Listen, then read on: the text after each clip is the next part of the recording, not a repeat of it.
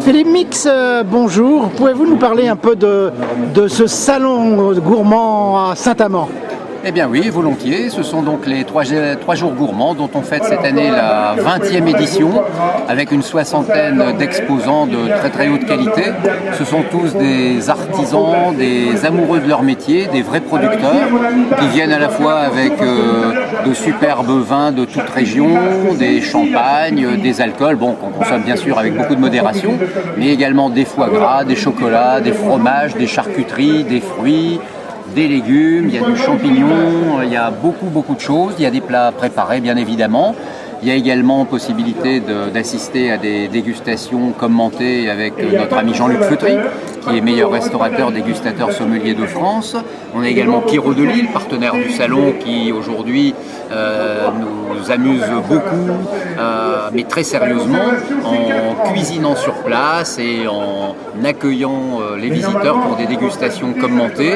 Vraiment beaucoup de bonheur, et puis dans une ambiance très conviviale. On est loin ici des foires commerciales, je dirais, on vient chercher ici du plaisir, du bonheur, de la convivialité, de l'amitié, du partage, évidemment le goût de la gastronomie, des bonnes choses, ne pas manger des produits stéréotypés qu'on trouvera dans n'importe quelle industrie. Vous aurez ici des produits très originaux, très sympathiques, et dont les producteurs sont très amoureux, comme nous-mêmes d'ailleurs. On parle de producteurs, pouvez-vous nous nommer les régions présentes sur ce salon? Oh, alors là, elles sont nombreuses, hein. On a un très beau pôle jurassien avec le vin du Gibras, la saucisse de Morteau et les fameux comtés et autres fromages de la région. On a la Bretagne qui était très présente, on a la Champagne, on a l'Alsace, alors on a la Corse qui fait un tabac avec un superbe patrimoniaux et toutes les charcuteries et les fromages corses. On a également les Pays de Loire, on a la région Nord-Pas-de-Calais qui bien sûr a une place de choix dans notre salon. On a la région Méditerranée avec les olives, les tapenades et autres délices de cette belle région. On a également la France d'un peu plus loin avec les Antilles, la Guadeloupe, la Martinique sont sur le salon avec des rhums merveilleux, des punchs et toute la gastronomie antillaise qu'il faut absolument découvrir. Vraiment beaucoup de choses. Enfin, toutes les régions sont, le Pays Basque est présent. Enfin, je pense réellement qu'on a fait un tour de France fort sympathique dans ce salon. Monsieur, on va dire Philippe, justement, pourquoi choisir le cadre du Pasino de Saint-Amand? Parce qu'on a ici toutes les qualités, je dirais, de confort, de capacité d'accueil pour les exposants dans une très belle salle grande et climatisée, des parkings également très grands et qui permettent aux visiteurs de pouvoir facilement se poser. On a également toute la restauration sur place avec le chef Richard Zimaniac qui s'est régalé tous les visiteurs dans tous les restaurants du Pasino.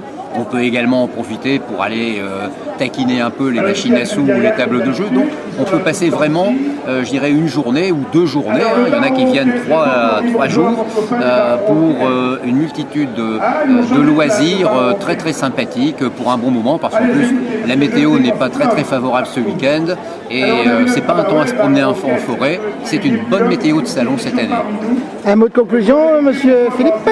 Le mot de conclusion, ce sera pour dire que ce salon il est organisé par le Lions Club, donc par des bénévoles, et que le bénéfice, le résultat de cette manifestation sera affecté prioritairement à un pays qui manque de tout, le Togo, où les religieuses augustines hospitalières, dont le siège est à Saint-Amand, ont une activité extrêmement forte, mais ces gens-là manquent évidemment de tout, et pour moi, que ce salon de la gourmandise, de l'art de vivre, au bout de la piste, génère des fonds pour ceux qui n'ont rien, me semble être un juste retour des choses, et on est très content comme ça de satisfaire à la fois les papilles des gourmands et l'urgence de ceux qui malheureusement manquent de tout et qu'on veut aider de la sorte. Un rendez-vous l'année prochaine en 2011? Bien sûr, l'année prochaine, le week-end du 11 novembre, il y aura bien évidemment le 20e anniversaire des 3 jours gourmands. Et évidemment, vous serez tous les bienvenus dans ce salon qu'on prépare déjà avec beaucoup de plaisir. Qu'on se le dise, merci beaucoup.